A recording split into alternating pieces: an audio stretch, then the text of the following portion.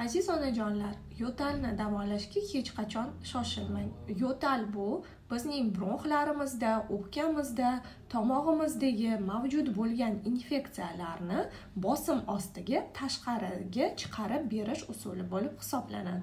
Siz farzandingizga dori berish orqali shu mexanizmni bloklab qo'ydingiz va infeksiya bolaning ichida qolib ketdi.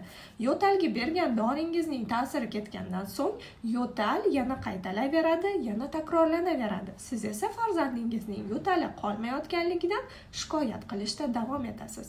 Aslida farzandingizda yo'tal yuzaga kelganda siz bolani yo'talini davolashga emas, balki boladagi infeksiya, virusli infeksiya bo'lsa, viruslarni, bakterial infeksiya bo'lsa, bakteriyalarni yo'q qiluvchi davoni qilganingizdan so'ng yo'tal o'z-o'zidan yo'q bo'lib ketadi.